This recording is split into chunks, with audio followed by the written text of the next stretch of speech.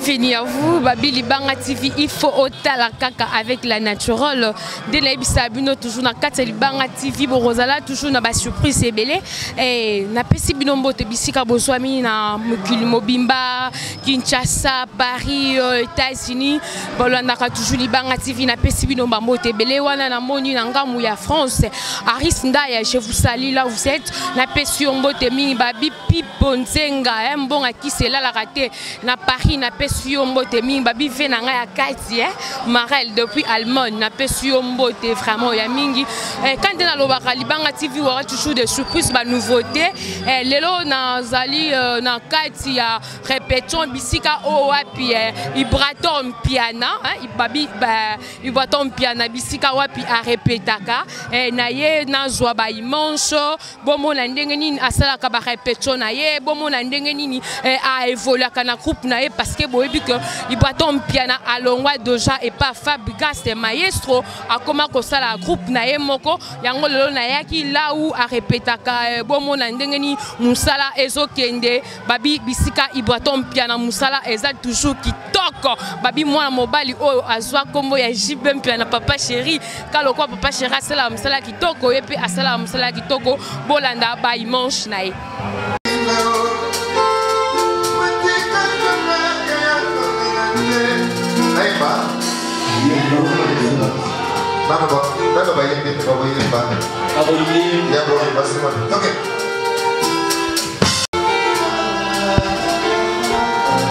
Chanter, c'est pas créer. C'est aussi.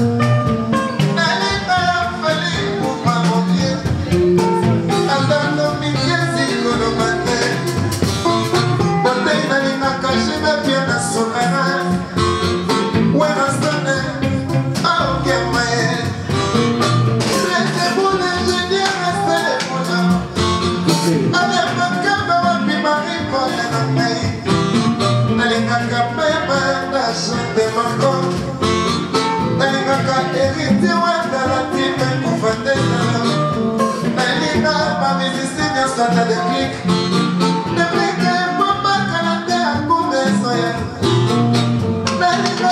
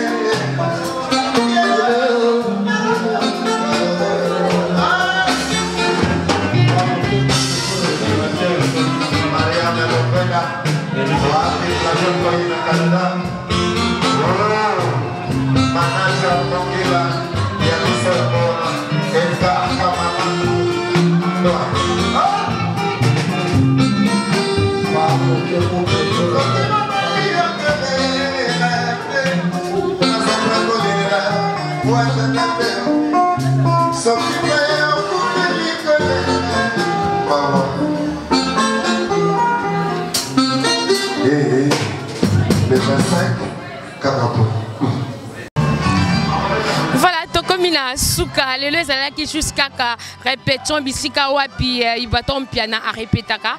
Je sais que la semaine prochaine bon on a susuba émission vraiment ya mobimba na Ibrator to comme na suka vraiment ya émission na biso et na pesibino vraiment bambote belé bisika bozwami ya kolanda la naturelle sur Libanga TV na pesibino bambote wana na moni nangamu ya France Arisna ya babi mbali kitoko o ya Libanga TV mikolo nyonso bisiko zali na Paris babi no kangi masolo kata Paris et na pesi mbote vraiment bisiko zwami et na pesi Mama Betty Masengu, babi la journaliste internationale, na pesi mbote notre boss papa Daf Mobama et na pesi mbote na pesi toute la famille toi je vous salue et wana moni nanga mukuna mususu pa centre médical docteur Lutete wana moni madame Véronique Magna, je vous salue notre docteur Henri Lutete, je vous salue aussi Maman Chali Kiompa, Rosette Kibambe, je vous salue. On se retrouve la prochaine numéro. Merci et bye.